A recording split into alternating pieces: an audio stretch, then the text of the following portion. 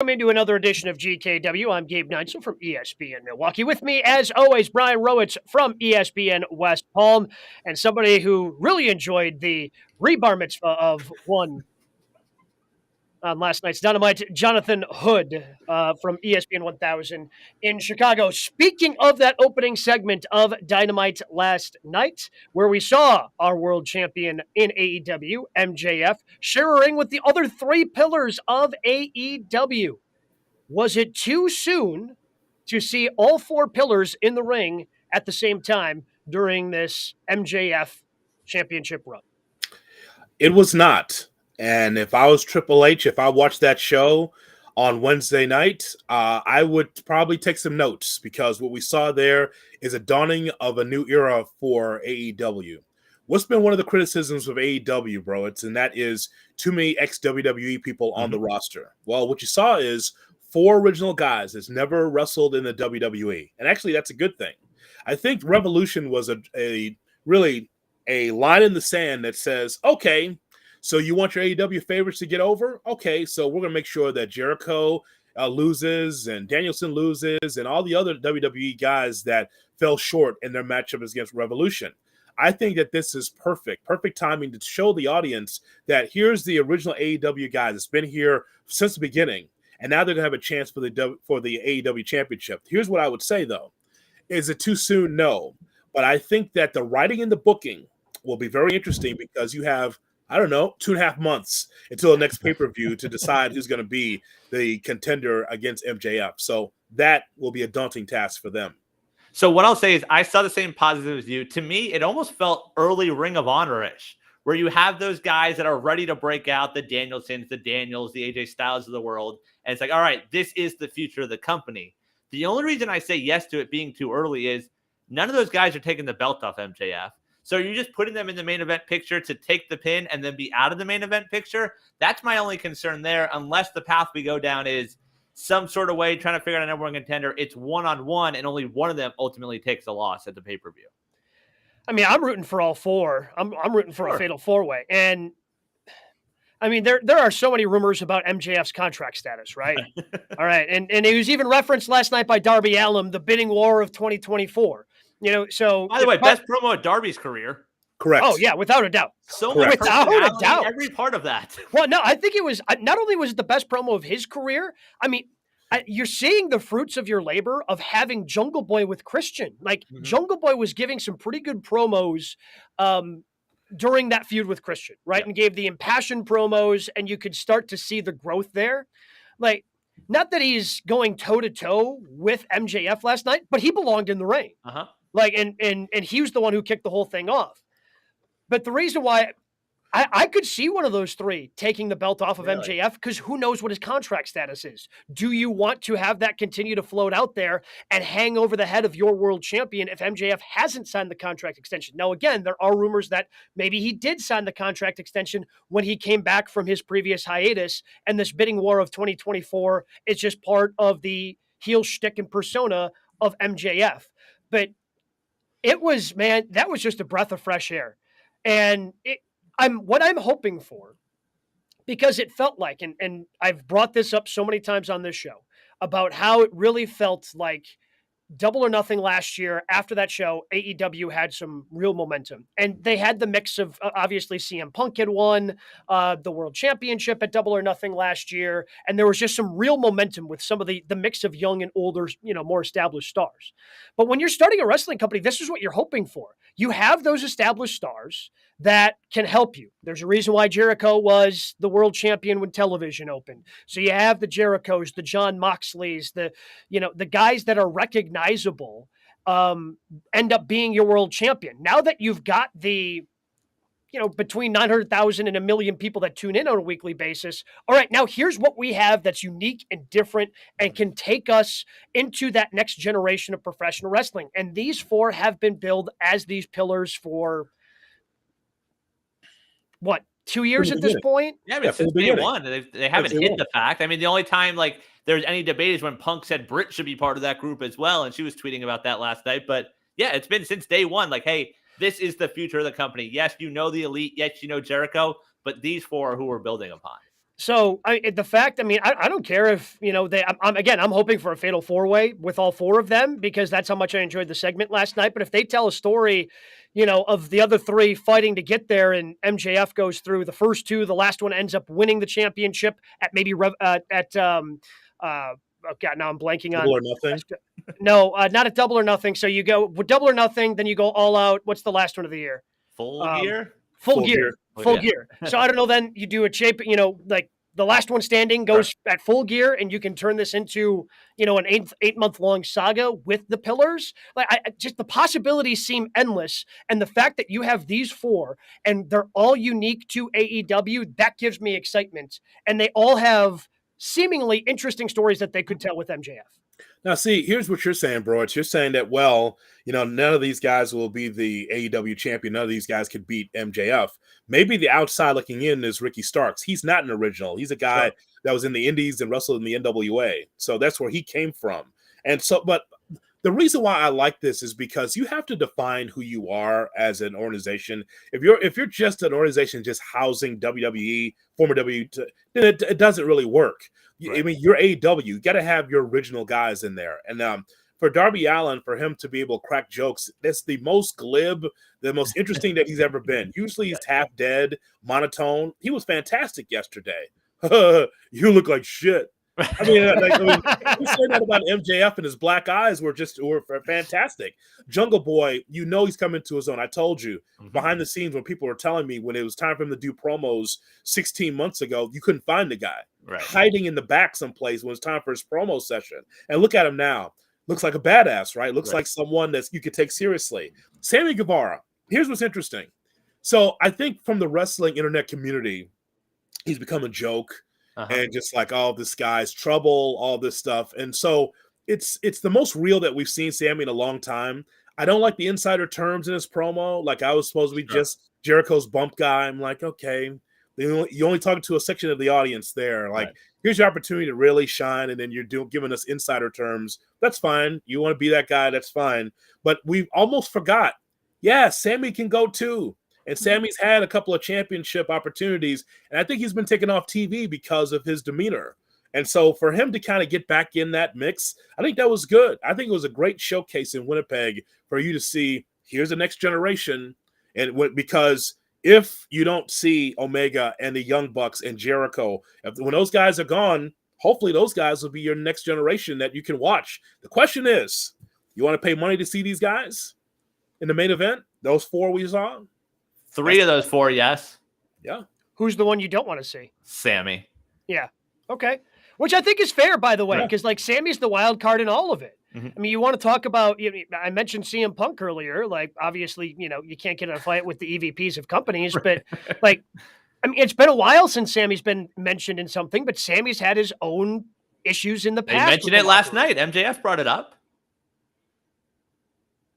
Yeah, absolutely. And that's so, and a lot of that turned me off to Sammy, right? Like, and then AEW didn't do him any favors in some of those title runs that he had with the TNT Championship, because he was playing hot potato, and then he was a babyface, and then he became a super unlikable heel. Like him and Ty Mello, like just coming out and making out every time. Like it was okay. I understand you're trying to get heat, but at some point, all right, enough is enough. Like, let's figure out a different way for you to get heat here, Sammy. And yeah, he's kind of just been in the background of the JAS, and maybe he's learned some lessons and he can grow because, again, he can do some interesting things if he can stay out of his own way. Right, and I think he is the one that you look at those 4 and like, all right, he's not quite world champion material yet. I think with Jungle Boy and Darby, if you said at the next pay-per-view, one of those 2 guys goes over and is a world champion, I'm fine with that. I think it'd be a huge moment. The crowd would be super into it. What I worry is, them not going over and then all of a sudden the AEW booking where it's up and then it's down, then it's away. I love like your idea, Gabe, about the long-term storytelling of MJF as champion through the year with 2024 looming is the perfect story. And Jungle Boy or Darby being the one to save the company, being in the Cena role to make sure Punk doesn't steal the title. Like that works. That's a moment. And there still are other guys. I mean, Wardlow was getting those chants last night when MJF talked about daddy daycare and how the other 3 have had to be with people. my biggest concern is just what happens after this, and that's always been my concern with AEW recently. This is why MJF is the best, right? Yes. He says that about Daddy Daycare. Is that the same guy that was dancing with Jericho? Yes. Yep. Is that the same guy that needed to have all this kind of backup before? Daddy Daycare. It's not like MJF has been out there alone all this time. He's alone now. But did he not pay for wrestlers to be around him to protect? It's so great as a heel to lie. Again, that's just his point of view, but it's a lot. It's just hilarious. I just think it's great. I also think this is a little deeper cut. Just watching his face, anytime that they're going to do another Texas Death Match, you go right to that film. You go right to that tape. This is what a Texas Death Match does for you. 2 black eyes. He's got red in his eyes. That's not good. I hope that he's real, legit. I hope that he's okay, but that match was 2 weeks ago, wasn't it? And he still. Well, I think he posted on social. It was that horn on his head. The blood went down into his eye, is what that is. He had 2 black eyes and had a big hat on it and glasses trying to cover it up. I mean, if nothing else sells a Texas Death Match, that does. Yeah. This is what happens to you when take on the best in the world. He beats your ass. That's what it looks like. It was something, man. I was asking you guys whether or not you were disappointed at the ceremony yesterday. I mean, it's the rebar mitzvah for MJF, and I thought it was a little short. Yeah, I would have liked to see more of it. I mean, it was a better time than my own personal bar mitzvah, I felt like, but I wish there was more to that segment. Wait a minute. No. Wait, you didn't have Micah Mania or whatever he had? Well, funny story. I did, in fact, have a wrestling theme bar mitzvah. I believe that. With indie wrestlers picking up in the chair, I'm sure. and may or may not on this 316 day done a Stone Cold salute with the beer at the bar mitzvah. So yeah, full circle. Here we are. There we go. Hey, there we go. On Hooray, 316 drinking. So I thought it was a good length because I think the one thing that I think AEW has struggled with on Dynamite in particular is leaving you wanting more. And I think last night's episode, going to the end of it as well, having a cliffhanger of the Elites with Hangman Page, a kind of a making up that they have teased multiple times but have never actually paid off. So now they might actually pay off. Like, there are things to look forward to now. Whereas from Dynamite, really for the last 9-10 months, you're going, okay, what are we looking forward to on this Dynamite? Okay, that's a pretty good match. That's a pretty good match. Oh, MJF isn't going to be there? Okay. Okay, Moxley's going to bleed again. Like, it's been very formulaic in terms of the matches that they have. But now they've got a couple of stories. In fact, I think 3 storylines with what they have with the women that you actually might be looking forward to next week of them continuing. It was a fantastic Dynamite to the point where I don't know who wrote it. I'd like to know. I like to shake the hand of the person who wrote that episode in Winnipeg because it was not what we've seen before, guys. All right, so Gabe, you just laid it out, right? So what have we been saying on the show? Like, what are you going to do with this women's division? Well, here's what's happened. You actually checked 2 boxes in one episode. Taya Valkyrie, who I'm a big fan of, comes down there. And the speculation was because she's from Canada, she was going to take on Jade. And it would have been great for her to actually get in the ring and then beat Jade Cargill because Taya can. That's number one. It's so funny. They both have the same finish. I don't know if everyone knows that. No, they said that was Jade's finisher she did last night. That's what the commentator said. Stop it. The glam slam? Yeah, it's so funny that they had the same finish. But so you got that. And then I think we've got an understanding now of former WWE women against the AEW originals. I think that works too. That's starting to heat up a little bit. So I mean, I would end that feud. There. That should be blood and guts. Like, that should be the next one. Yeah. Have the women do it. Yeah, I like it. Mm-hmm. I like what I see there. I assume that's the way they were doing it. I don't know who the other two to join the what are they calling themselves? The Misfits? The Outcasts. The Outcasts. That's what it was. Because I tell you who it is. Very close to the Outsiders. No, the Outcasts. Coincidence. Yeah. The fourth I would have join them is Thunder Rosa. And you play off that real life heat. Like, no one wanted me in this locker room. Like, it's written right there for you. She's working there. She's a commentator. She's there. Uh-huh. You need her. I think she's right healthy there. Soon. Like, I think that'd be perfect. An awesome story. See, that's. I thought it was this company starting to cook again. This revolution. This thing is pretty good. And then so there's so many other things that go along with it too, including even QTV didn't bother me yesterday. Q-Tip with a QT Marshall. All right. Let's not go too far. Let's it was bad. We can call that bad. Come on. No, QTV was fine. It's for a little filler. I got no problem with that because I got a feeling that listen, QT Marshall as Harvey Levin. That's fine for me. He had the drink. He had the big bicep there. What else is there? That's fun. It's 3 minutes. It didn't bother me. But now they're turning the shoot into a work with the whole Wardlow thing. Because I actually believe Wardlow's car was broken into. I felt bad for him, and now we're passing it off as it was just QTV and their cronies breaking into his car. I don't know. Oh, it's fine. It's fine. Because it's Wardlow deserves better. I'll say that. Well, let me just say that. So does Hobbs. That's the angle, right?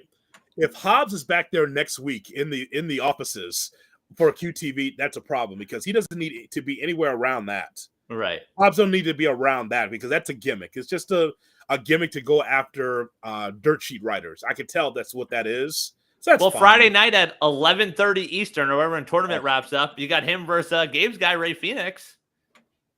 Best wrestler in the world going for the TNT championship, baby. Yep. Way Put late. Put it on them, cowards. So late. Enjoy that on your DVR. The other thing I'll throw out there just to sort of rain on the parade a little bit is the date was announced. We're about 2 months away from Forbidden Door. Like, Gabe, you talking about the momentum dying. Are they going to run into that again? I mean, it's probably. It's late June in Toronto. Unless they can figure out a better way to do it, because they just kind of halted everything that was good about Double or Nothing last year coming out to halt it. And it just felt, but I guess I hope maybe they've learned some lessons and they can better integrate some of the New Japan stuff. Especially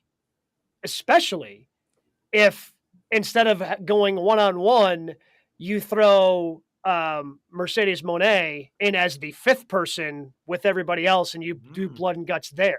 Get her involved as Thunder Rosa is the fourth, fifth person for Blood and Guts is Mercedes, and then you can really have a banger with the Outcasts versus the AEW Originals. I'm good with that. Again, that's just fantasy booking on the fly, but they just have to do a better job of integrating everything together instead of making it everything just a one-off. And again, they tried to do that then with the Moxley championship match at the end of Double or Nothing last year because they had to, because CM Punk was injured. But for a company that only has 4 pay-per-views a year and then to be able to do 2 pay-per-views in back-to-back months, like, it's just, I don't know. The pacing and timing of last year was not good. The pacing is always going to be thrown off for the modern wrestling fan because they're used to getting their pay-per-view monthly. Mm-hmm. You just have to be patient. Like, the reason why I like what I've seen from AEW is because there's some patience there. Like, they're trying to set up something for you, knowing that you're not going to get this until another 2.5 months down the line. But that was our issue 2 weeks ago, like going into Revolution, is despite all that time, like, it still felt like a rushed pay-per-view. Like, over half the card was just sort of thrown together. So, like, they still have to come through with that. Well, because what last night showed to me is they can actually attempt to tell multiple stories at one time. Yep. Whereas previously, like, it seemed like going into Revolution, it seemed like they could only concentrate on one thing at a time, right? Sure. So they concentrated on Danielson versus MJF. And that thing was set, a month before, where Danielson ran the gauntlet that he had to run in order to get his Iron Man match. Okay, now that's set. And then that kind of treaded water for the next few months. And everything else kind of fell into place for that card over the final 4 weeks because they just could not tell multiple stories trying to build to the pay-per-view. And again, they told multiple stories last night. They've got potentially 4 multiple stories building towards the next pay-per-view, which has not been their strength. Yeah, I like it. Looks like they're turning the page. We'll just see week by week how it's going to grow. But I like that they're starting and showing you, here's our AEW talent. Grow with us. And so that's good. Yeah. So let's go ahead and move on to the 3 count, the other top 3 stories in the world of professional wrestling that we like to keep an eye on. Brian, what do we have at number 1? Today, March 16th, is also known as 316 Day to those who celebrate. Rumors still circulating around Stone Cold and whether we'll see him in LA at WrestleMania. Sean Ross Sapp says LA Knight was one of the opponents pitched for this year's Mania. Do you guys want to see Stone Cold wrestle again? I I think I'm cool if I don't see him wrestle again. The one thing I want is a random Stone Cold. I want him to show up randomly. Like, I just want to experience the thrill of not knowing he's coming and hearing the glass shatter again. That's what I want. Because last year, he didn't show up until Mania. We weren't sure if we knew he was going to show up, but storyline, they had kind of the way that they had kind of built it with Kevin Owens. I just want to see him surprise everyone the way he did on night 2. Like, because we didn't think he was coming out night 2, comes out to make the save, has the great moment where he gets to stun Vince, gets to hit, Pat McAfee probably has the most viral moment of WrestleMania last year after he gets stunned and still trying to drink beer as he's been stunned on the floor. That's what I want to see, because that's the one thing I always think of when I think of Stone Cold Steve Austin. I think of the glass shatter and the pandemonium that then surrounds that. So I'm cool if I don't see him wrestle again. But I want to see him make a save at some point where we don't see it's coming and we hear that glass shatter and have everybody go crazy. Yeah, I have no problem with him wrestling again. He doesn't have to wrestle for me, but if that's what he wants to do, for a one-off, that's fine. I'm envisioning what that looks like with LA Knight, right? So LA Knight go, yeah, and then Stone Cold Steve Austin says, what? Yeah, what? Yeah, what? And then the crowd goes back and forth, right? I think that's what would happen. But it's kind of like the Bray Wyatt match. What does that do for LA Knight? Like, all right, you got the rub from Steve Austin, and then what? Right back to the mid card? I mean, yes. So that's what I'm looking at. Like, what is it if he comes back and he's coming back for, again, just LA Knight? I can understand if LA Knight was one of the top guys in the company, but he's not. So what would that do for LA Knight? And I'm trying to figure out who else on the roster he would tangle with. I'm not even sure. No, no one comes to mind. And that's why, I think we sort of had this satisfaction of seeing last year, and we're KO getting that moment. It was special for KO also, who deserved that moment, but they weren't going to put near the main event scene. That added to last year. If you told me it's Austin and LA Knight just doing that promo battle, that's fine. But I don't need them wrestling at Mania. I don't need to see Austin in the ring again.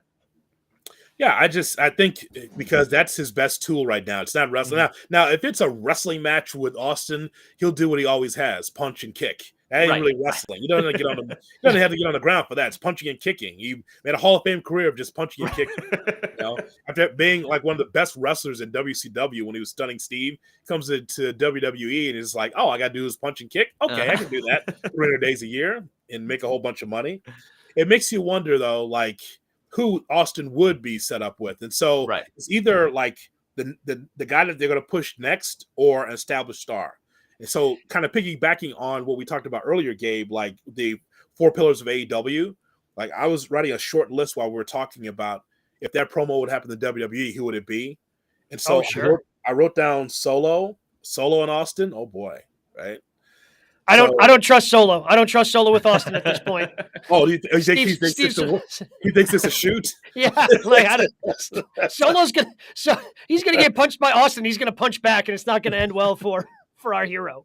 So I wrote down Solo. I wrote down Del Fantasma, the guy that's on SmackDown. Okay. What's the name? I mean, it's part of that group. The lead of that. Del Phasma is the name of the group. I'm completely blanking on his name. Zelina Vega is the leader of that group, by the way. Yes. But that's who she is. I honestly don't. I had completely forgotten that they were a group until they came out to make the save for Ray this past Friday. I'm like, oh yeah, that's right. These guys are on SmackDown. That guy can go. So I'm thinking Solo, him is Gunther on that list. Gunther's a little older, isn't he? How old is Gunther? I mean, Santos Escobar, by the way, is his name. Santos Escobar, thank you. And then Legado del Fantasma is the name of the group. Yes, and then and I think the husband of the WWE Raw Women's Championship. Yes, that would be good, and either of those guys would be good, but that is a tough question trying to come up with 4 of those guys. So yeah, Tez is definitely on the list. Mm-hmm. Montez Ford is on the list. Yep. I don't want to do it. I don't want to do it, but Austin Theory's probably on the list. Theory's on that list, sure. Absolutely. He's in the Sammy role. Yeah. Sure. So yeah. That'll be someone that you don't really like, but he's over. Yeah, sure. Why not? Yeah. So that's what I was thinking, like, so because that's the only reason why I'd want Austin back is because he's pushing someone or someone's already established. That did a lot for Kevin Owens. You're right, bro. It's from last year. So it's got to be one of those guys. But you knew you could trust KO in that spot. You know, like I don't know if I can trust any of those younger guys in that spot with Stone Cold if he were to come back this year. I mean, the other two I'll throw out there that like sort of fit that you can trust that like there have been rumors this week, Pete Dunne and Chad Gable. Because like there have been rumors of them sort of going off doing their own thing. Pete Dunne, you know, being Pete Dunne and not Butch. I feel like you could trust them in the ring. I also don't know how old either of those guys are. Like, are they young? No, I don't think. I have no feel for that. He looks like he's had a long road. Butch has lived. I mean, let me tell you something.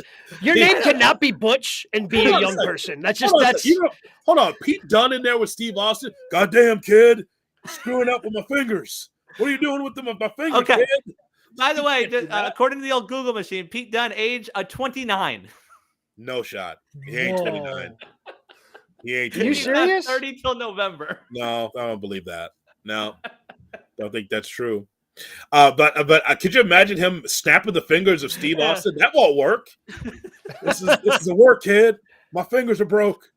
What? I mean, another one I'll throw out, and I don't know why he's not called up yet, is what about Braun Breaker? Braun Breaker, yep. Like, what are they waiting for there? Yeah, Braun Breaker. So I guess I don't watch NXT, but the fact that he hasn't been called up yet tells me that he's not ready, right? Right. Like he's been the champ there for like 7 years. Yeah, he's like approaching the NXT record or has it already. Like he'll probably drop it to Carmelo Hayes, you know, stand and deliver Mania weekend. But I don't know. Yeah, he's not a great promo, but he's definitely good enough to be called up at this point. The son of Rick Steiner is not ready. Oh, that's something. Okay. Okay. Whatever you say. I mean, he certainly, from the few times I've seen him, he doesn't look green to me. He looks like an animal. But okay, I'm wrong. He's down there next to he helps those 600,000 people watch every Tuesday. So, but with the way that Hunter has done things, like you should be able to find him a mouthpiece if he's not good at promos at this point. Correct. Like they've got, you know, they brought back Zelina Vega for that role for Santos and Legado del Fantasma. They've got different people out there that are more managers and mouthpieces versus what Vince was doing before he was ousted of the company. So to me, like that's easy to solve. Okay, he's not a great promo, but he looks the part, and if he can wrestle in the ring, you can find him a mouthpiece somewhere. There's got to be someone in the locker room that can cut promos for the kid. Wow, a Steiner that can't talk. What a surprise. Someone named Steiner that needs a mouthpiece. That's why WCW thought it was a brilliant idea to have Ted DiBiase be the mouthpiece of the Steiners, because that worked. Get out, Ted. That's one of my favorite promos of all time, when Rick can't figure out how math works. Okay. So I got a 33% chance of doing. No, wait, but so you got a 50-50 chance, but then you add 33, you add those together, and it's one of my favorite. Like I honestly watch that promo 2 or 3 times a year when I just need a good laugh. Like I swear to God, when I'm feeling down, that will pick me up like that. TNA probably did that 7 or 8 different takes, and they're like, okay, that's the best one. Go ahead. Put it in. Thanks for your time, Scott. Let's keep moving. Oh my God. But we're in agreement. We do not see Stone Cold Steve Austin wrestle at this WrestleMania, correct? Like they would have already begun the build for it. Yep. That's correct. All right. What do we got at number 2, Brian? Austin's a member of the WWE Hall of Fame, as are the Steiners, like we talked about. The WWE finally announcing the class of 2023. Rey Mysterio, the Great Muta, the first 2 entrants. Who are some guys and girls that you want to see inducted in this year's Hall of Fame class? Like, are they actually ever going to do Batista? Because, like, he was a part of the 2020 class, but they didn't actually do a Hall of Fame induction. Right. And then I think he wasn't available the next year when they all came back. Correct. So is he just in already? Like, how does that work? I don't know, but I mean, I think they need to do an induction. Like he deserves to be able to have the speech and have someone come out, and I don't know who that would be. But also having him and Rey Mysterio in the same class would be fun. Sure. But Batista, like, actually giving Batista his literal flowers, I think is due at this point. I'm going old school. I think this should be the year. If not now, then maybe Philadelphia next year. The Midnight Express and Jim Cornette should be in the Hall of Fame. I mean, whatever the issue is with Jim Cornette and the WWE in the past, you got to put that in the past. Those guys, now that we've lost Bobby Eaton, sadly, you still have Stan Lane and Dennis Condrey, part of the Midnight Express with Jim Cornette. They should be in the Hall of Fame. Ivan Koloff should be in the Hall of Fame. Randy Orton should be in the Hall of Fame. And I don't know how much wrestling he's got left, but he's been there long enough for him to be able to be honored. He should be honored and should be in the WWE Hall of Fame. Well, I'll that, say do this. you like the current ones being inducted? Because like the Ray induction right now feels like it's just for storyline purposes. He's deserving of it, though. He's deserving, yes, but while he's still out there and they're doing the Dominic stuff, like that's all it feels like. What if his last match is WrestleMania for real against Dominic? That's going to be the end, right? Oh, that would be fantastic. Yeah. I mean, I think that would be for storyline purposes and for him. Clearly, that's something that he wants to be able to wrestle against his son. I'm not a fan of the current, and I understand how it kind of ends up happening. Because they put an Edge because, well, that was supposed to be it for Edge, right? Yeah. And he had the miraculous recovery. So it makes sense that he can still be the Hall of Famer that comes out.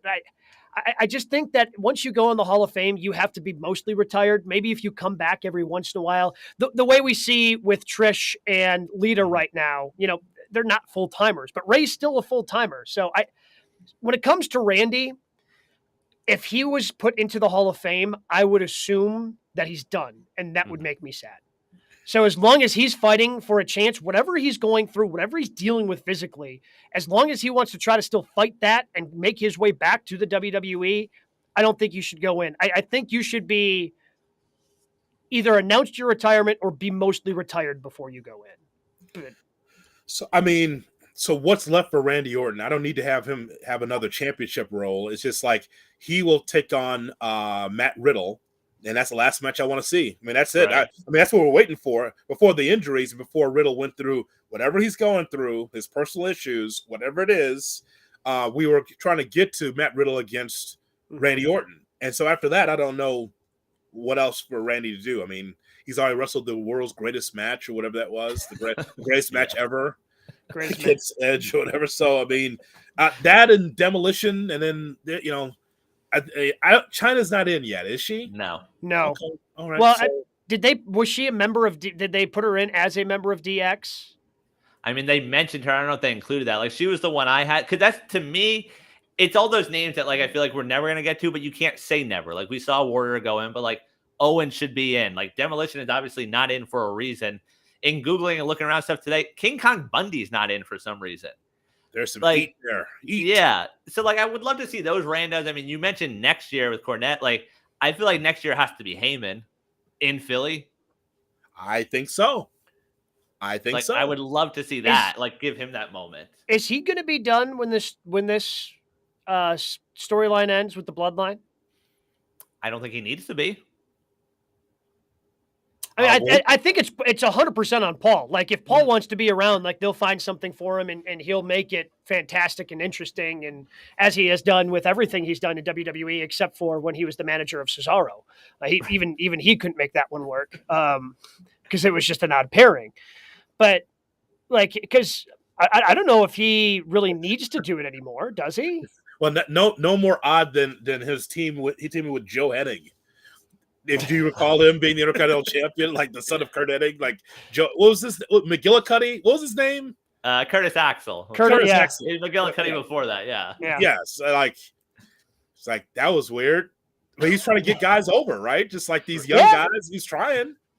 So I mean, why do I still think that even if Roman loses at WrestleMania, that Heyman will still be at Roman's side? He could be. Very well could be.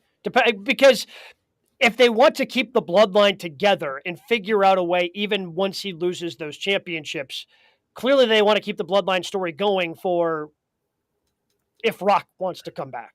Correct. Mm-hmm. So that's the easy way to keep that rolling. And that's the other name out there. When is The Rock's time? Is it the weekend he's wrestling also? Do you have to double dip if you're getting him back for a Mania saying, hey, can you do the Hall of Fame one night and wrestle the other? Is it, how do you figure that Well, part out? he's on the record of kind of being what I was just talking about. He wants to be retired and not actually think that he can wrestle a match before he goes in. So as long as he thinks he can wrestle, I think he would do wrestle, and then a year or two after that, be a part of the Hall of Fame.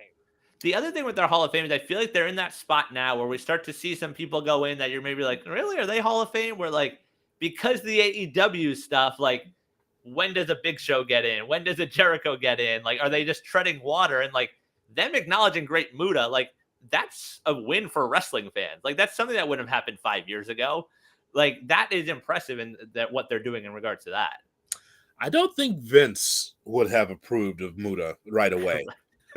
That's not how Vince works. Like there's some guys that should be and women should be in the Hall of Fame, but it's Vince's Hall of Fame. People don't really realize that. It's like, why isn't Demolition in the Hall of Fame? Right. I mean, seriously, because of Vince. Something with Bundy, something weird happened with Bundy. Bundy's dead now. You can just throw him in there posthumously. I mean, he could do that. But he's got personal issues with some of these guys. And so I think, as far as I know, Triple H has more of a say now in the Hall of Fame. So maybe some of these people that deserve to be in, maybe they'll get in now. Yeah. And the other thing I'll throw out to you guys, like, it's always fun to see who, like, Gabe, you mentioned who inducts Batista. Like, who inducts Ray? Because I feel like is it Flair for Muta? It's Conan. Yeah. They were talking about Conan for Ray. Yeah. Max Moon. He'll be in the Max Moon outfit. The terrible Max Moon outfit. Bad gimmicks, boy. So it'll be Conan. He'll do it. Which again, outside the box. Yes. Yeah. You think Vince would have signed off on, keeping at 100 the podcaster with Glenn Gilberti? Him? Conan? Like, who's that, pal? Conan. Ever work here? He was Max Moon. Oh, goddamn, pal. Like he wouldn't know. Like it would be someone. You know how they used to do it. Someone from within the organization. Someone within the organization would be doing it, but it wouldn't. Outsider like Conan. You can tell things have changed. That is accurate. When does Michael Cole go in? It's funny. JR went in while he was still commentating. Yeah. That was in Chicago, where he stood up and was going to sit down, and Jerry Lawler gave him a goose and told him to put his finger where the sun don't shine to make him stand up longer. That's an interesting one. Philadelphia, maybe? Because I guess he seems like he's having a fantastic time on SmackDown, and he obviously really enjoyed the time with Pat McAfee, and who knows if Pat makes his way back to WWE as a commentator, because he just continues to fill up his plate. But he seemed to be having the time of his life with Pat McAfee. So, and I'm not suggesting Michael Cole's going to be done anytime soon, but he has also been there for a very long time. That's correct. Well, maybe not Philly, because he get booed out of there, but maybe another WrestleMania. Those people, they don't like him. So he's got to go to a place where he knows that he's not going to get booed. And I think that he's done a complete turn now, and Jim Ross has been away from the organization so long that I think people are starting to really appreciate Cole for being an actual wrestling fan and can be able to relax and just call a match without Vince McMahon yelling in his ear. And I think that was the first thing that a lot of people noticed in the early shows of Triple H was, oh yeah, when Michael Cole can do his thing, he's actually pretty good at this. Yeah. Like, and again, you mentioned him being such a wrestling fan. He wasn't allowed to be a wrestling fan under Vince McMahon, but now he can be. So that's... Yes. That was a kind of a name that, again, I don't know when he's going in, but he's a surefire Hall of Famer that's going to go in someday. What do we have at number 3? Kenny Omega this week in an interview with CBC was asked about one day going to the WWE. He said, quote, "I think at this point, anything new appeals to me, and challenges also always appeal to me. What % chance do we see Kenny in the WWE one day?" I want to say 45%, just barely below 50. I don't want to say never, but he also seems like a guy who enjoys, based on the belt collector that he was not that long ago, being able to wrestle in multiple companies if he can. And that's just not what WWE does. WWE does not allow you to do that. And, oh, by the way, he still is the IWGP United States champion right now. Oh yeah. That goes out the window. Being able to do stuff with New Japan, being able to do stuff with AAA, being able to do all these other things that you like to do, that goes away with WWE. And maybe he still has a close enough relationship with Cody where, Cody gives him the lowdown and he likes what he hears. That's why I have it at 45%. So I would lean towards, I don't think he's going to do it, but I think if the offers are right and he feels he can tell compelling stories while in WWE, then I think he's in. Then I think he goes for it. But he just doesn't seem like a guy who wants to be tied down to just one company. Well, what a homecoming for Omega and for Jericho in Winnipeg Wednesday night.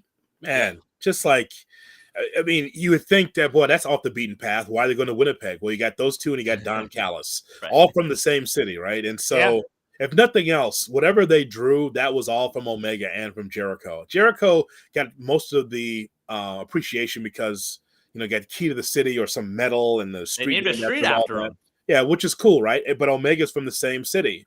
And I just I love that he was in the spotlight. You notice how the Young Bucks walked behind him. Mm-hmm. They didn't walk all, three together. They walked behind him to push Omega out there like, this is your city, this is your time. And because of his time with AEW, early on, we saw a guy that's coming off of New Japan, off that TV, boy. That guy, one of the best wrestlers, if not the best wrestler in the world based on the competition he'd face. He's taking on some of the best, right? Okada and Tanahashi and all these guys. And he's going 30, 40, 50 minutes at a clip, all these classic matches. So now we see him in AEW. And, we have not seen the best of him just as of yet. Yeah. To the point where I'm thinking at some point in time, he might be champion again. Now, and here's why.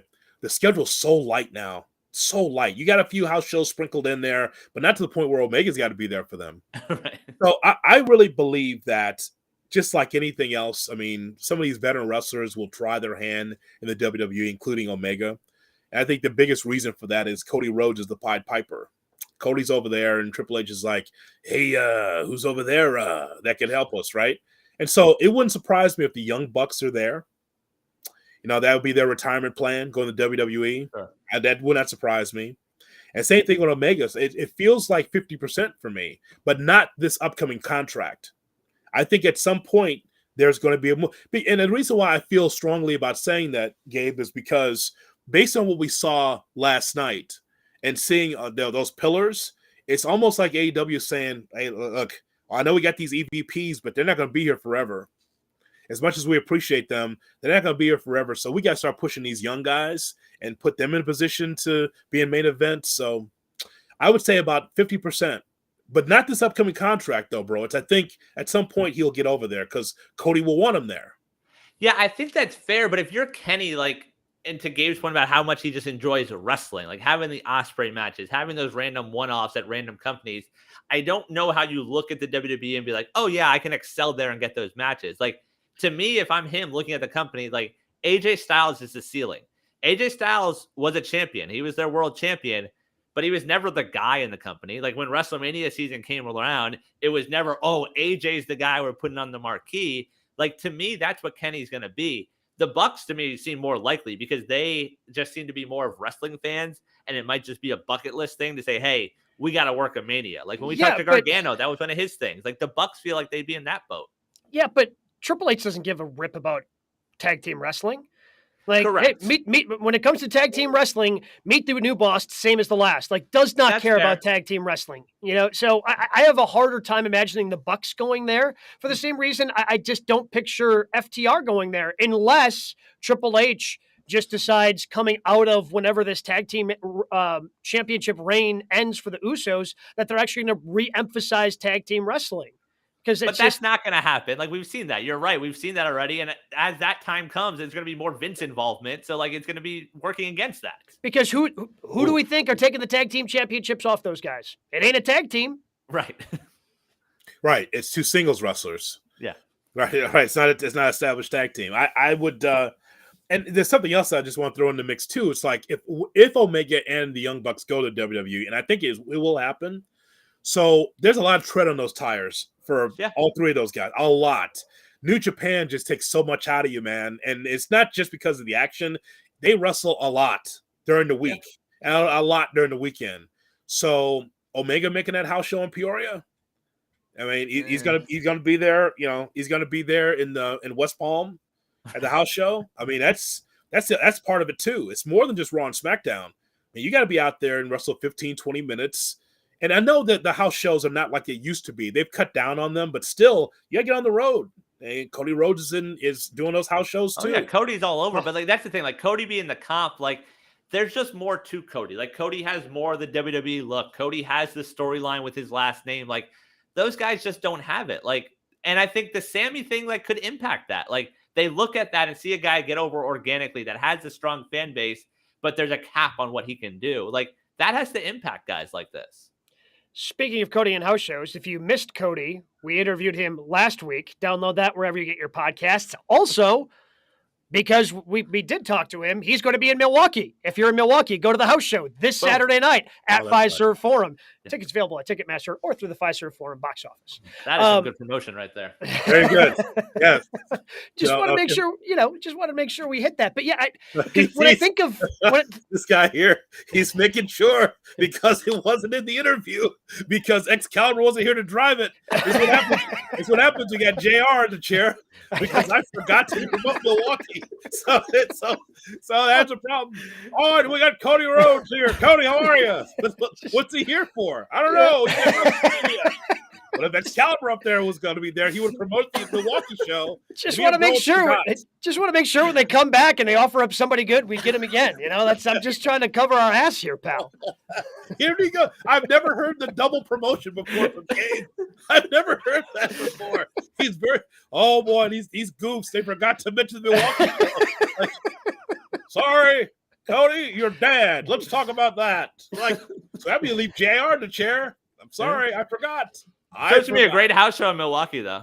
Yes, great show. Yeah. Milwaukee, Madison. If you're watching, go see Cody Rhodes. Yeah, go buy your tickets now. Yep, absolutely. Get your tickets now. Cody Rhodes versus Finn Balor is what's on the marquee. That'd be a good wrestling match. But when it comes to Kenny, what dream match? House show card. What else do we have on the card? Go run it down. What else do we got in that Milwaukee? We've got a Fatal 4-Way for the Raw Women's Championship. I don't know who's involved with that. It was just Fatal 4-Way. Seth freaking Rollins versus Austin Theory for the U.S. title. Oh, wow. When are we going to title change there? In Milwaukee? In Milwaukee. Yeah. Oh, wow. Huge card. Make sure you're there. Don't miss it. Get your tickets now. But when it comes to Kenny, like what dream matches does he have in WWE? Like, let's say this contract he signs there and he's there at the beginning of next year. Like Kenny versus Cody? Like, would Triple H put that on? It's Roman, and there's no way he's going over Roman. Sadly, it'll be like it would be AJ Styles or Jay White when it gets there. It'll be New Japan all over again. It'll be New Japan light because they can't wrestle like that in WWE. They're not allowed. He just wants to play video games with New Day. I think that's what it comes down to. Yes. Oh, okay. Yes. You know what? Actually, maybe I'll go 55% the other way because, yes, he does want to play video games with New Day. That makes a ton of sense. Plus, get a nice little paycheck to go along with it. But Omega in that schedule, though, that's the whole thing, man. Could you imagine being the elite and they have the video? Oh man, here we are. God, it's so tough. Walla Walla, Washington. Wow. Okay. So we're here and super kick party. Where else are we going? We're going to Cheyenne, Wyoming. Yeah. Fort Collins, Colorado. Yeah. Albuquerque. Wow. Okay. Super kick party. We're so tired. Our legs are hurting, man. I don't know if we can keep doing this. Instead of the nice, cushy once every 2 week job in AEW, they're gonna be wrestling 4 days a week. Like, I'm so tired and so old, man. I can't keep doing this. And then injuries occur. Of course, yes. That's how it goes. Yeah. What do we have in the news and notes section, Brian? All right, John Cena in an interview with the AP was asked about Vince McMahon and if he had to reconcile his friendship after the allegations about Vince came out. Cena said, quote, "When you love somebody, you take them as imperfectly perfect as they are. We all make mistakes. We all have poor decisions. Lord knows I've made my collection of poor choices. That doesn't mean I'm not going to love somebody. There's no way I can go on record and say I don't love Vince McMahon." Look, buddy, we know. your actions. You were like the first person seen with him in public after all this broke. Like you got dinner with him in New York. We know how you feel about him, but you can't say, if you want to be a big movie star, pal, you can't say that part out loud. You can't be on the record of, yeah, I'm willing to look past his sexual misconduct. Doesn't bother me. Can't do that. Can't do it. That's not going to be good for you. And I would not be shocked if he has to eventually backtrack on this. That's a tough one, guys. That's a tough one because you know that question is going to come up at some point, and we know how close they are. I think one of the reasons why Vince was even in the back in Boston, it wasn't. Is he in creative? I think he is. At least he has some say. But I think he came back specifically to see John Cena. Yeah, there's a no comment there, or there's a way around that without giving a full embrace to someone who's a sexual predator, allegedly. But like, it's a tough spot there for Cena. You got to be able to massage that better. The Rock has given you the playbook. Like, just follow what he does. You know, where The Rock, like, whenever I feel like anytime he's been asked about it, he's able to speak glowingly of, hey, I don't think I'm where I am without Vince McMahon in my time in WWE. Like, I'm very grateful to that man. That being said, this is not good.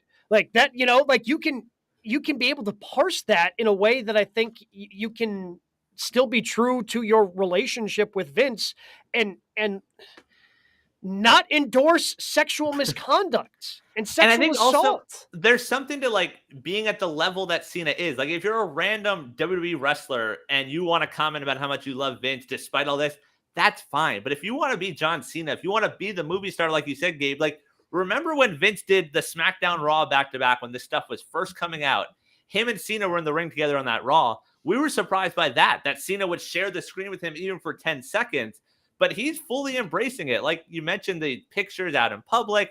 Now to say this, like, yeah, there's a way around this just to give the sort of word vomit without saying there's no way I can say I don't love Vince McMahon. Like, you have to read the room better. And if you want to be a star, if you want to be the next Rock, you can't be saying stuff like that. How much alcohol was consumed by his PR person after this interview? Yeah. That this is difficult because it's not just your friend. Oh, my friend screwed up. No, my friend time and time again has been accused of a sexual assault, and to the point where you had to pay off some people. So it comes across as guilt. And so if you are Cena, maybe he feels like he's Teflon, like he'll still always have roles anyway. But that's just not a friend screwing up. This is not John Morant. This is much more serious, quite frankly. And it's not a one-off. Like, it wasn't a one-time thing. Like, we've seen guys, like, you know, there's DUI accidents, and guys will come out and support, like, yeah, they made a mistake. They screwed up, but I'm going to be there for them. There are a lot of allegations against Vince. There's a lot of paper trails saying that he was paying people off. Like, it's not a one-off here. And that's the other problematic part of this statement. To refer to sexual assault allegations as mistakes. No. It's a little more serious than that, John. No. And to compare yourself, Lord knows I've made my collection of poor choices. Like, what are you saying there? Yeah, not the same. Whatever your poor choices is, we're not privy to them, and it's not the same. It's not the same. You can't compare your mistakes to something as serious and as disgusting as what we've read and seen from Vince McMahon. So, you know, for a guy that speaks eloquently, that usually is a very great representative of the company, that's a tough one. That's tough to swallow, what he said there. See, here's the thing about Cena, though. There won't be any ramifications. Like, he's not going to be leaving the company. I don't think he'll lose $1 in Hollywood for it. But just understand that that's tough to what he said there. There's a different way to say that. Elsewhere in news and notes, Sean Ross Sapp first to report that Bray Wyatt is currently out of action with, quote, an undisclosed physical issue. Dave Meltzer says it's not a creative issue, but he can't speak on what it is. And he does say the Mania match versus Lashley is reportedly still on. Which makes sense because, I mean, you would think they would want Bobby Lashley on the card if the physical issue was going to prevent Bray Wyatt from wrestling in 3 or 4 weeks. So hopefully Bray is okay. And the problem is it takes Bray so damn long to tell a story. Whatever he's going to have to do is truncate it. Although maybe that's good for Bray at this point, making him have the story only be 3 weeks leading into Mania. That's fair. Physical issue. What does that really mean? I mean, could it be as simple as the fact that Vince is around again? Is that the physical issue? I mean, He's tying his arms and legs so he can't be out on any television shows. It's Bray being like, oh, yeah, no, I can't work with this guy. I mean, boy, that's bad. When you got Brock Lesnar saying, I can't work with him, I can't be involved with this gimmick, it'll ruin me. You're Brock Lesnar. Like, yeah, I don't want to deal with puppets and hocus pocus. No, I don't want to deal with that. I'm afraid By the way, speaking of that, how does he say that and then does what he did on Monday? With the hand in the face from Omos. Omos. Boy, that got me excited for the match. That's over, brother. I mean, Omos has big hands. Got it. He's got big hands, and also those big hands can't throw that man over the top rope. Good job. I'm sold. Holy bleep. Corey Graves did his best to sell it too on commentary. He tried so hard. How many people can do that to Brock Lesnar? Well, not that one. Graves, did you see that? It's unbelievable. Graves, did you see that? No, Kevin Patrick. I saw a guy struggling to get him over the top rope. Oh my God, Graves, did you see the power of Omos? I'm breathless. Oh my Still shocked that match is still on the card as of now. That's big man. He wants that big man match. That's all Vince. I'm telling you. I mean, you had your opportunity almost. You had your opportunity, and you still couldn't get. And Brock's like, "Yeah, give me my hat. This is the shits. I'm out." That's what it was. Give me my hat. Screw this. And that's how you know, Brock Lesnar's into it. If Vince, again, another person close to Vince, if Vince sells him on something, I'm sure Brock's going to go along with it, and that would make sense that this is a Vince creative decision. Almost goes over. Oh, God. You mentioned characters. The Undertaker in an interview with Ariel Helwani says he is done with the dead man character. Quote, when I lifted the curtain and when I lifted it back and pulled it back, that's gone. It's gone now. I can respect that. Mm-hmm. I can respect that because there is so much mystical and mystery that went into that character. And for him to carry it as long as he did, makes sense. So if he's going to show up and be the American Badass or just be Mark Calloway when he shows up to Legend stuff, I'm completely cool with that. And he took that Undertaker gimmick and took it as far as anyone could have possibly imagined. And the fact that he was able to still do it into the 20-teens and into 2020, like his last match there with AJ Styles, like, good for you, man. And good for wanting to put that behind you. Look at the power of Omos. Oh my God. Look at that, Graves. Oh, sorry. Will Taker come back for Omos? Will that be a match? No. Okay. Taker would literally die. Oh my God. Yeah. I mean, he's already worked with Goldberg. So yeah. No, he doesn't want to have another bad match. No. No, I'm happy that he said that. I saw that clip as well. I'm glad he said that because similar to Brett Favre, he had a hard time leaving. He could have left, several years before his matchup against AJ Styles, and he had a hard time letting go. Hard time. So he says he's hit his boots and his jacket. Like those things don't even exist anymore. Didn't have the jacket, didn't have the boots. So he had to burn that stuff. So that way, if Vince calls, sorry, I don't have any outfits. I'm done. I like it. I'm happy for him. I think he's come to peace with his wrestling career. And I think being able to do the cinematic match probably gave him that peace because especially now watching all the different specials and documentaries that they've had around The Undertaker, it seemed like to me he knew he was at the end, but he was chasing that one last great match and his body just wouldn't cooperate. So to be able to do a cinematic match where you could plan it out, take breaks, and allow his body to do what he needed to do, especially with someone as talented as AJ Styles, I think that ended up giving him some peace, especially with that character.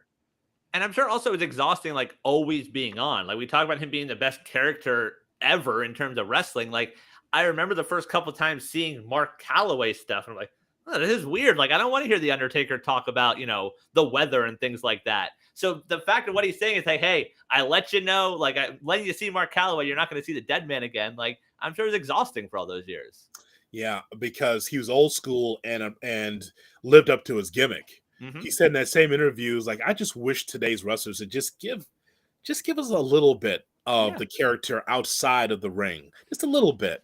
He says it's just kind of weird to see, like, I don't know. Let's take Bianca Belair for an example, where she's there sewing. She's sewing the outfits for her husband and her outfits, and it's like on Instagram. And I think that from his standpoint, it's like, yeah, you're the badass with the big braid. Show us a little something else, right? Can you just show us like you're the badass away from the ring too? He thinks that you should own your character at least a little bit outside the ring. And today's modern wrestlers don't do that. They don't do it at all. So. And finally, news and notes, as we mentioned, Taya Valkyrie is All Elite. Showed up last night on Dynamite to confront Jade. Was not the mystery opponent, though. That was some random indie Canadian in the ring who got squashed. Who like gave it was one of my favorite moments of the night when they introduced her and to like get the crowd going. It wasn't even like it was nowhere near a full, yeah, let's go. It was just kind of a, like, I'm a professional golfer and just made a 3-foot putt to save par. A little, yeah. Like it was just a little fist, like, hey, let's go. Like it was a minor little thing that just absolutely killed me. When they announced her, she's like, yeah. That is what we call the business boo-boo face. I'm gonna lose in 10 seconds. Yeah. I'm here. I'm on TV. Yes. That's a 15-year veteran too. Yeah, she's been around for a while. I've never seen her, but she's been around for a while. And there were tweets about her. Some people knew who she was. Excalibur did a great job of running down her credentials, especially given she had a lot of credentials and the match was not very long. So tip of the cap to you, Excalibur. But no, in terms of Taya Valkyrie being in AEW, that's fantastic, especially now. It's been hard during this Jade Cargill run to take a lot of the challengers seriously. Like when she's going up against Sky Blue, like, okay, I know you're beating Sky Blue. And maybe she goes over Taya. I have no idea if she will or not. But having another, because the thing about Jade is she's just so physical. She's tall. She's just cut out of stone. So to have another just physical presence in that ring going head to head, now I'm interested. You got me locked. Like this is going to be whatever it turns out into being. I'm interested in it. You got me locked in. So, okay. So Taya Valkyrie should be the one to beat her for that championship. Okay, because here's where you'll know whether or not that Taya is going to win when they wrestle. If Taya has to slow down spot by spot like Jade does, then Taya's going to lose. But if Taya wins, then the match will be sped up because she wrestled in Mexico, and so she used to that. She's kind of a triple A Mexico style. She's wrestled in Japan. So she knows all the styles. But if you got to slow down your whole pace because Jade's got to think, all right, side headlock, take over, head scissors, jump out, side headlock, take over, into the ropes, drop down. Okay, clothesline. Okay, if it's that, then Jade's going to win because that's all we are seeing. We're seeing her color by the numbers every freaking match. Like her most, I told you guys, one of her most impressive matches was against Sky Blue because she actually was in trouble. It's like, oh, she was taking a beating. Like, all right, here we go. Like, so 50-something matches. She doesn't do indies. That's a problem. Because she needs a lot more work. She does. And so against Taya Valkyrie, this should be where Taya should be able to win that title. At some point, Jade's got to chase. At some point. The problem, though, with Jade is, okay, so you've made her 54-0. Let's say she's 54-1. You didn't build up like Goldberg. And I know that, again, you watch all the WCW stuff and, Kevin, you've seen Kevin Nash say it 1,000 times. Well, if your gimmick is you're undefeated and you lose, and then you didn't have much of a gimmick to begin with. But like Goldberg had built up enough where he was the way he squashed people, like there was still a following, like there was still something there with Goldberg, even though you had taken away a little bit of the shine by ending the undefeated streak. What's there if she goes down? Like if Taya beats her and she's now 54-1, what's left? What's there? Well, they did this wrong to start with, because the whole Goldberg thing was the chase for the title against Hogan. Right. That's the reason why you ramp him up. He was Bill Gold. I remember that first matchup, Bill Gold, and his opponent. It's like, this is Bill Gold, right? Then he starts winning matches. He gets that jackhammer over, and all of a sudden he starts winning some matches. He's just like filler on Nitro. All right, Bill Gold wins. All right, the next match, right? But the reason why, bro, it worked is because it was a ramp up to beating Hogan for the championship. Sure. She has the championship and undefeated. So where do you go with that? So the one thing I would throw out there is almost as a distraction is we've talked a lot about the storyline about the originals. Does she take the loss and then all of a sudden turns face and is part of the original crew and gets involved in that storyline? I think she should. I mean, look at her. She looks like a movie star. So like her teaming up with the faces, with the Brits of the world, like the Outcast can even be involved in that, like costing her the belt. Like, oh, we don't like, you're an original, whereas Taya is coming from outside the company to win these belts and do it that way. I mean, she looks like a movie star. She does. Yes. I mean, I don't see her in wrestling very long, quite frankly. Vero Beach's finest, one of our own down here. Yeah. Oh, look at that. Yes, her and Terry Taylor. You want to own Terry Taylor too? Just Jade. That's schmuck. You want the Red Rooster? He's from Vero Beach. Yeah, there he is. Yeah, I'll go with Jade. Okay. We'll stick with Jade on this one. Yeah. What did you boys have as your match of the week? I love the triple threat. I think we all did. The main event at Dynamite in Winnipeg. Yep. It's just funny. You guys were talking earlier about how you see the House of Black, and when they win, it's a little bit of a silence. But here's the thing about Brody King. When Brody King hits you, it's always, the crowd's like, wow. He's a freight train. But it's every time, though. Because when he comes in and he hits somebody, the crowd's like, oh, it's great. I love He's running diagonally across the ring, just squashing everybody in the corners. But it's so cool to see a big man booked as a monster. Like he's not doing choo-choo sounds like Braun. Like he's being booked as a monster, and it's paying off right now. That's so true. There are no choo-choo sounds. That is true. I like that match. I also liked Rowitz. Athena against Willow Nightingale. Where did you watch that, JHood? Also, I didn't see that on my television. Another match. Where to find that one. Did I take a nap during Dynamite? Pure title. Wheeler Yuta Thatcher. Very good. Oh, okay. Very good, yeah. Go ahead. What was yours? Those sound like the matches that might cost you $9.99 a month. Never mind. Yuta Thatcher over. I'm just saying, very good match. ROH. Go ahead. Who were you saying? So I really liked the opener for last night. I liked the 6-man tag with Dark Order versus the Blackpool Combat Club. Again, speaking of Wheeler Yuta, the way he used the bell and then belly flopped on top of it to hide it from the official, fantastic. That is just great healing. Great way to hide whatever weapon you just used. Fantastic. Because a lot of times, you just throw it out the ring and hope nobody notices. He knew it was there and he jumped down and covered it up. He wanted to make sure nobody saw that. So that was fun. I actually also on Raw, and he comes up every once in a while, but Angelo Dawkins, man, he went up against Austin Theory. Angelo, and it was more just Angelo being impressive. And again, I'm going to be sad when Tez leaves him behind because he is doing everything he can not to be left behind. I just didn't like the finish, and for obvious reasons. The finish was, A-Town, down. Just because, again, that kid getting over on Angelo Dawkins, oh, God. Yeah, I mean, that was the obvious there. But for me, it was the trios also. I also said the 5-way on Friday. Even though, wonky ending as well with Sheamus and Drew. But, I thought those 5 sort of delivered. That was a fun match. And I feel like they're going the triple threat route. Or did they just doing Drew and Gunther one-on-one at Mania? Oh, you think Sheamus is in there too? Because how do you leave either of those off the Mania card? Because if you just a clean finish, the loser of that match has nothing to do. So just throw them both in there. What happened to Madison Square Garden with the Battle Royal? Who won that? No, I'm guessing Gunther's still the champ. Okay.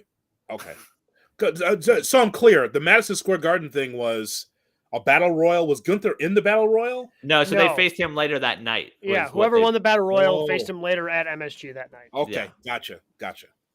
Okay. But But I mean, I guess you could leave Sheamus off and Sheamus costs McIntyre and then they have another feud after Mania. I don't know. I guess I'm okay if Sheamus isn't on the WrestleMania card. Like, I'm not going to cry. I agree. Like, I'm not the biggest of Sheamus fans, but I feel like he's done enough to sort of earn that spot. Also at the Garden, Ricochet won the Battle Royal, last eliminating Dominic Mysterio, and then lost to Gunther for the IC title. You're not a Sheamus fan. What the hell does that mean? He's giving you banger after banger after banger. What do you mean? He's busted his ass for years in this company. What is wrong with you? Yeah, he's What's fine. wrong with him? He's fine. Fine. Okay. Yeah, he's fine. No, yeah. Austin Theory's fine. Sheamus has given you quality over the years. Like, look, I'm not saying he hasn't. I'm just saying that if at this point, if he's not on the Mania card, I'll be okay. That's terrible.